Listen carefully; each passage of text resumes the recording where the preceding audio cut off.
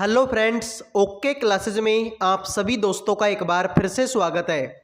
आज के इस वीडियो में आप सभी के लिए लेकर आ चुका हूं आपकी आरपीएफ एग्जाम 2025 के लिए इम्पोर्टेंट क्वेश्चन। जैसा कि आप सभी को पता है, आरपीएफ की एग्जाम में टाइम बहुत कम बचा है। 2 मार्च से आपकी जो एग्जाम है वो स्टार्ट हो जाएगी। तो जो भी बच्चे आरपीएफ एग्जाम देने वाले हैं वो सारे के सारे स्टूडेंट इस क्लास को लास्ट तक देख लेना। आपको समझ में आ जाएगा कि आरपीएफ एग्जाम में किस प्रकार के क्वेश्चन अब से पहले पूछे गए थे और अब के बाद में किस प्रकार के क्वेश्चन आपसे पूछे जा सकते हैं। तो सभी सवालों का आंसर आपको करना है और मेरे भाई लास्ट में कमेंट में आपको बताना है कि आप लोगों के टोटल कितने क्वेश्चन सही हुए। तो पहला सवाल तुम्हारे सामने, इतिहास का पिता कहा जाता है? हेरोडोट्स को, मेगस्थनीज को, सुकरात को, आर्किमिडीज को। तो मेरे भाई आपसे पूछा इतिहास का पिता किसे कहा जाता है, तो इतिहास का पिता मेरे भाई किसको बोलेंगे? ऑप्शन नंबर 1 हेरोडोट्स को बोलेंगे। तो जिन बच्चों ने ए आंसर किया उनका सही, बाकी सभी का गलत। मेगस्थनीज ने मेरे भाई कौन सी पुस्तक लिखी थी? इंडिका पुस्तक लिखी थी। ठीक है भाई, इंडिका पुस्तक के लेखक कौन है? आपके मेगस्थनीज। अगले सवाल को देखते हैं मेरे भाई, निम्न में से किसके द्वारा हड़प्पा की खोज की गई थी? दयाराम साहनी के द्वारा, आर.डी. बनर्जी के द्वारा, अमलानंद घोष के द्वारा, रविंदर सिंह बिष्ट के द्वारा। तो मेरे भाई आप सभी को बताना है, दूसरे सवाल का आंसर करो फटाफट। हड़प्पा की खोज किसके द्वारा की गई थी? सभी बच्चों को कमेंट करना है हड़प्पा की खोज किसके द्वारा की गई थी। तो आप बोलोगे हड़प्पा की खोज की थी मेरे भाई दयाराम साहनी। तो जिन्होंने ए आंसर दे दिया उन सभी का सही, बाकी मेरे भाई आप सभी का हो चुका है गलत। ठीक है भाई, हड़प्पा की खोज किसने की थी? दयाराम साहनी ने। आर.डी. बनर्जी ने किसकी खोज की थी? तो यानी कि राखल दास बनर्जी, मोहन जोंदड़ो की। किसकी मेरे भाई? आपके मोहन जोंदड़ो की खोज की थी। अमलानंद घोष ने किसकी खोज की थी? मेरे भाई कालीबंगा की खोज की थी। किसकी मेरे भाई? कालीबंगा की। तो ए आंसर देने वालों के मजे, बाकी सभी का गलत। तीसरा सवाल तुम्हारे सामने, मोहनजोदड़ो में पाई गई सबसे बड़ी इमारत इनमें से कौन सी थी? बताओ मेरे भाई, मोहनजोदड़ो में जो सबसे बड़ी इमारत पाई गई वो कौन सी थी? विशाल अन्नागार, महान स्नानागार, स्तंभ हॉल, 2 मंजिला मकान। तो सभी बच्चे मेरे भाई कमेंट करो इस सवाल का आंसर क्या होगा। सभी बच्चों को मेरे भाई कमेंट करना है कि मोहनजोदड़ो में पाई गई सबसे बड़ी इमारत इनमें से कौन सी थी। आप बोलोगे महान स्नानागार। ठीक है भाई, महान स्नानागार। ठीक है भाई, ये आपका राइट आंसर हो जाएगा। इसकी आकृति भी कभी कभार एग्जाम में पूछ ली जाती है कि इसकी आकृति कैसी थी? आयताकार आकृति थी। कौन सी मेरे भाई? आयताकार आकृति का था आपका ये विशाल स्नानागार। ठीक है भाई, अगले सवाल पर बढ़ते हैं। तो क्लास अगर पसंद आ रही है तो वीडियो को लाइक और चैनल को सब्सक्राइब कर दीजिए। लाइक और सब्सक्राइब करना बिल्कुल फ्री होता है। बताओ मेरे भाई, सिंधु घाटी सभ्यता की मुख्य विशेषता इनमें से क्या मानी जाती है? सिंधु घाटी सभ्यता की मुख्य विशेषता इनमें से क्या मानी जाती है? जाति समाज, प्रकृति की पूजा, पशुपालन, व्यवस्थित शहरी जीवन।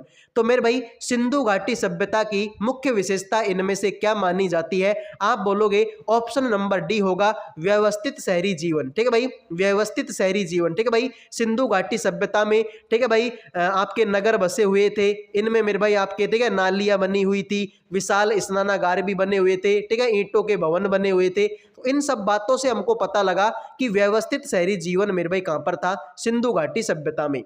अगला सवाल देखो मेरे भाई, इनमें से किस नदी के किनारे हड़प्पा के खंडर मिलते हैं? तो बताओ मेरे भाई हड़प्पा के खंडर मेरे भाई किस नदी के किनारे मिलते हैं? क्या आपके सतलुज नदी के किनारे मिलेंगे? क्या आपके झेलम नदी के किनारे मिलेंगे? क्या आपके मेरे भाई आपके भोगवा नदी के किनारे, या फिर मेरे भाई आपके रावी नदी के किनारे? तो भाई हड़प्पा के खंडर किस नदी के किनारे मिलते हैं? सभी बच्चों को कमेंट करना है। इस सवाल का राइट आंसर होगा रावी नदी के किनारे। रावी को मेरे भाई परुष्णी के नाम से भी जाना जाता है। किसके नाम से मेरे भाई? परुष्णी नदी के नाम से भी जाना जाता है रावी नदी को। झेलम को मेरे भाई वितस्ता के नाम से जाना जाएगा। किसके नाम से मेरे भाई? वितस्ता के नाम से। तो जिन्होंने आंसर दे दिया डी उनका सही, बाकी सभी का गलत। त्रिपिटक धर्म का ग्रंथ, ठीक है भाई, त्रिपिटक धर्म ग्रंथ का संबंध निम्नलिखित में से किससे है? तो मेरे भाई बताना है आप सभी को त्रिपिटक मेरे भाई किस धर्म का है? जैन धर्म का, बौद्ध धर्म का, हिंदू धर्म का, या फिर मेरे भाई आपके ईसाई धर्म का? सभी बच्चे बताओ मेरे भाई त्रिपिटक जो धर्म है, ग्रंथ है, वो किस धर्म का है? तो मेरे भाई त्रिपिटक के बारे में बात हो रही है, सभी बच्चों को कमेंट करना है। बौद्ध धर्म का, किसका मेरे भाई? आपके बौद्ध धर्म का। जैन धर्म का कौन सा है? सर जैन धर्म का आपका आगम है। कौन सा मेरे दोस्त? आगम। हिंदू धर्म का मेरे भाई आपका गीता, ठीक है भाई, गीता हो गया, हमारी रामायण हो गई, महाभारत हो गई, ठीक है भाई। ईसाई धर्म की मैं बात करता हूं, बाइबल। कौन सा मेरे भाई? आपका बाइबल जो है मेरे भाई, ठीक है भाई, बाइबल जो है किस धर्म का है मेरे भाई? आपके ईसाई धर्म का। तो त्रिपिटक के बारे में बात हो रही थी, बौद्ध धर्म। सातवां सवाल तुम्हारे सामने। तो भाई सभी बच्चों को सवालों का आंसर करना है, और कोई बच्चा अगर आप में से एनटीपीसी और रेलवे ग्रुप डी की तैयारी कर रहा है वो भी इस क्लास को देख सकता है। बाकी मेरे भाई आरपीएफ की एग्जाम में तो आपको यहां से क्वेश्चन देखने को मिलेंगे। सभी बच्चे कमेंट करो सातवें सवाल का। गौतम बुद्ध ने अपना पहला प्रवचन किस स्थान पर दिया था? सारनाथ में, वैशाली, गया, या फिर मेरे भाई आपके पाटलिपुत्र। बताओ मेरे भाई गौतम बुद्ध ने अपना पहला प्रवचन किस स्थान पर दिया था? तो पहले प्रवचन की बात हो रही है, सारनाथ में दिया था। कहां पर मेरे भाई? सारनाथ में। और अंतिम उपदेश मेरे भाई कहां पर दिया था? सर अंतिम दिया था वैशाली में। तो पहला दिया सारनाथ में, अंतिम दिया वैशाली में। तो जिन बच्चों ने ए आंसर दे दिया उनके मजे, बाकी मेरे भाई आप सभी का गलत। सभी बच्चों को मेरे भाई कमेंट में ये भी बताना है कि आपके आरपीएफ का एग्जाम कब होगा। 2 तारीख को है, 3 तारीख को है, 4 तारीख को, सभी बच्चों को ये कमेंट करना है। अगला सवाल है मेरे भाई, कनिष्क के शासन काल में खालिस्तान का आयोजन हुआ था। द्वितीय बौद्ध संगति का, प्रथम बौद्ध संगति, चतुर्थ बौद्ध संगति, तृतीय बौद्ध संगति। बताओ मेरे भाई कनिष्क के शासन काल में खालिस्तान का आयोजन हुआ था। सभी बच्चों को कमेंट करना है कनिष्क के शासन काल में किसका आयोजन हुआ था। तो मेरे भाई कनिष्क की बात हो रही है, कुषाण वंश का राजा था। चतुर्थ बौद्ध संगति इसके टाइम पर हुई थी। मेरे भाई प्रथम बौद्ध संगति किसके टाइम पर हुई थी? अजात शत्रु के टाइम पर हुई। किसके टाइम पर? अजात शत्रु। दूसरी बौद्ध संगति मेरे भाई कालाशोक, किसके टाइम पर मेरे भाई? कालाशोक के टाइम पर। और तृतीय बौद्ध संगति मेरे भाई आपके अशोक के टाइम पर। और चौथी बौद्ध संगति मेरे भाई आपके कनिष्क के टाइम पर। ठीक है भाई, तो पहली हुई अजात शत्रु, दूसरी हुई कालाशोक, तीसरी हुई अशोक, और चौथी हुई मेरे भाई आपके कनिष्क। तो सी आंसर देने वालों के मजे। अगला सवाल है भाई, गौतम बुद्ध किस वंश से संबंधित थे? कुरु, शाक्य, ज्ञात्रक, या फिर मेरे भाई आपका नंद। तो मेरे भाई गौतम बुद्ध जिनका जन्म हुआ था लुम्बिनी में, बताओ भाई किस वंश से संबंधित थे? तो मेरे भाई गौतम बुद्ध के बारे में बात हो रही है, ठीक है, शाक्य वंश के राजा थे। किसके मेरे भाई? आपके शाक्य वंश के राजा थे। Option number B. 10वां सवाल तुम्हारे सामने, जैन धर्म में कितने तीर्थकर हुए थे? बताओ मेरे भाई जैन धर्म में कितने तीर्थकर हुए थे? 21, 22, 23, 24। सभी बच्चों को कमेंट करना है जैन धर्म में कुल कितने तीर्थकर हुए। तो जैन धर्म में टोटल 24 तीर्थकर हुए थे। पहले तीर्थकर कौन थे मेरे भाई? आपके ऋषभ देव थे। कौन थे मेरे भाई आपके पहले तीर्थकर? आपके ऋषभ देव। ठीक है मेरे भाई, ऋषभ देव आपके पहले तीर्थकर थे। और 24वें तीर्थकर कौन थे मेरे भाई? आपके भगवान महावीर। ठीक है भाई, 24वें कौन थे? भगवान महावीर थे। ठीक है भाई, तो टोटल 24 तीर्थकर हुए थे। 11वां सवाल तुम्हारे सामने, मगध की प्रथम राजधानी कौन सी थी? राजगिरह थी, वज्जी, पाटलिपुत्र, या फिर मेरे भाई आपके वैशाली। सभी बच्चे बताओ मेरे भाई मगध की राजधानी का क्या नाम था? मेरे भाई 16 महाजनपदों में मगध की राजधानी पूछी गई। मगध की राजधानी थी मेरे भाई आपकी कौन सी? राजगिरह। कौन सी थी मेरे भाई? आपकी राजगिरह। ठीक है भाई, ये तुमको याद होना चाहिए। मैं तुमसे बात करूं मेरे भाई, ठीक है, अवंती का, ठीक है भाई, अवंती की राजधानी मेरे भाई कौन सी थी? अवंती मेरे भाई आपके उज्जैन। किसकी राजधानी मेरे भाई? आपके उज्जैन। मैं तुमसे बात करता हूं मेरे भाई किसके बारे में? तक्षशिला के बारे में। तक्षशिला की राजधानी का क्या नाम था? तो मेरे भाई आप बोलोगे गांधार। तक्षशिला की राजधानी का क्या नाम था मेरे भाई? गांधार था। ठीक है भाई, ये तुमको याद होना चाहिए। मैं तुमसे बात करता हूं मेरे भाई मथुरा। मथुरा की राजधानी का क्या नाम था मेरे भाई? सूरसेन। क्या नाम था मेरे भाई आपका? सूरसेन। मैं तुमसे बात करता हूं मत्स्य। मत्स्य की राजधानी क्या थी मेरे भाई? विराटनगर। क्या थे मेरे भाई आपके? विराटनगर। ठीक है मेरे भाई, तो मगध की प्रथम राजधानी कौन सी थी? आपकी राजगिरह। अगला सवाल मेरे भाई, सिकंदर महान ने जब भारत पर आक्रमण किया उस समय पर किसका शासन था? अजात शत्रु का, महापद्म नंद का, घनानंद का, या फिर मेरे भाई आपके चंद्रगुप्त मौर्य का। तो मेरे भाई सिकंदर महान ने जब भारत पर आक्रमण किया था उस समय पर मेरे भाई किसका शासन था?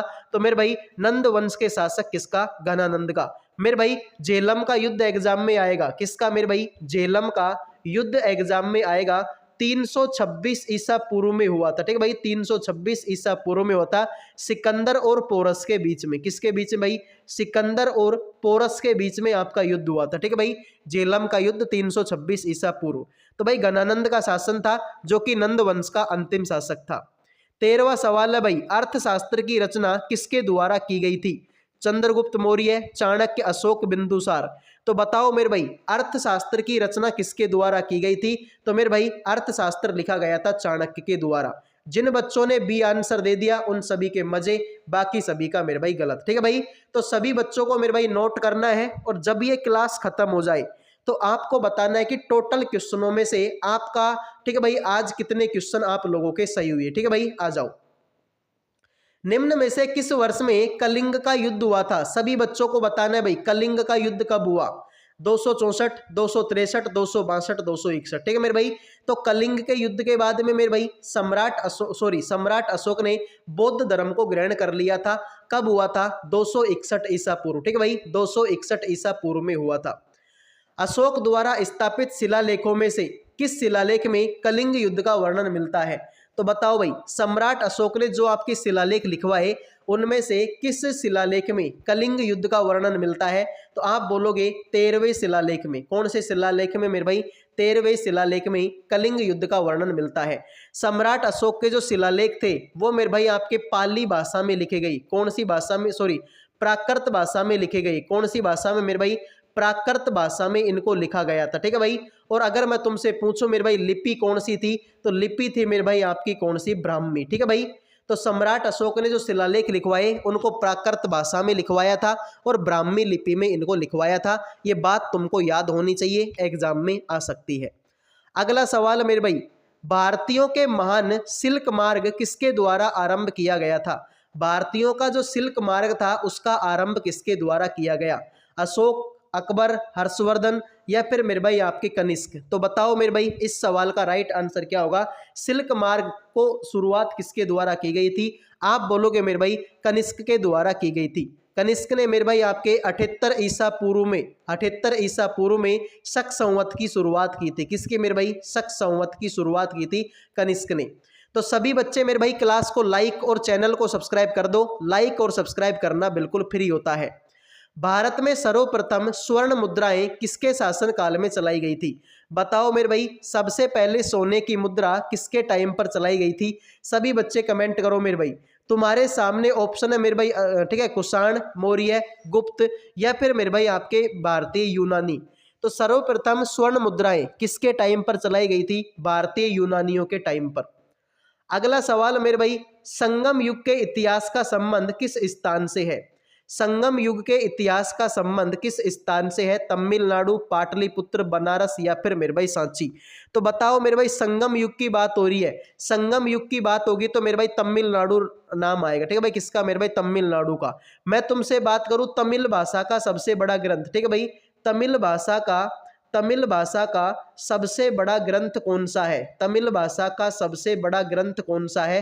तो आप बोलोगे शिल्पादिकारम। क्या नाम है मेरे भाई? शिल्पादिकारम तमिल भाषा का सबसे बड़ा ग्रंथ है। ठीक है भाई, ये तुमको याद होना चाहिए। 19 नंबर का सवाल, तमिल भाषा में गौरव ग्रंथ शिल्पादिकारम व मणिमेखलई का संबंध किस धर्म से है? बताओ भाई, शिल्पादिकारम और मणिमेखलई का संबंध किस धर्म से है? हिंदू धर्म, जैन धर्म, बौद्ध धर्म, ईसाई धर्म।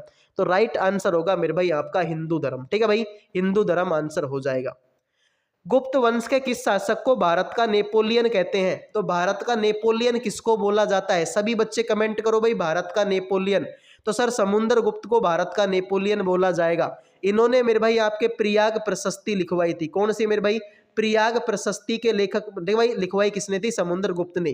ठीक है भाई, और लेखक मेरे भाई कौन थे इसके? लिखने वाले थे मेरे भाई आपके हरिसेन, जो कि समुद्रगुप्त के दरबारी कवि थे। ठीक है भाई, तो प्रयाग प्रशस्ति को समुद्रगुप्त ने लिखवाया, हरिसेन इसके लेखक थे। ठीक है भाई, अगला सवाल देखो भाई, किस गुप्त शासक के दरबार में नवरत्न रहते थे?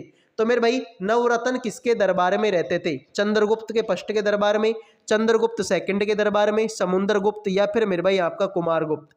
तो मेरे भाई नवरत्न किसके दरबार में रहते थे? चंद्रगुप्त सेकंड के टाइम पर। ठीक है भाई, चंद्रगुप्त सेकंड के टाइम पर।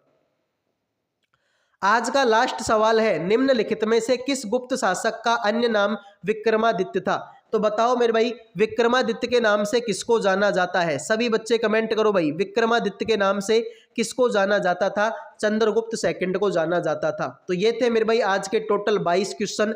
आप सभी को मेरे भाई कमेंट करना है कि 22 क्वेश्चनों में से आपके कितने क्वेश्चन सही हुए। सभी बच्चे कमेंट कर दो कि कितने क्वेश्चन सही हुए, और सभी को ये कमेंट करना है कि आपका पेपर कौन सी तारीख को है। ठीक है भाई, आपका पेपर कौन सी तारीख को है। अगले वीडियो में मिलेंगे। जय हिंद, जय भारत।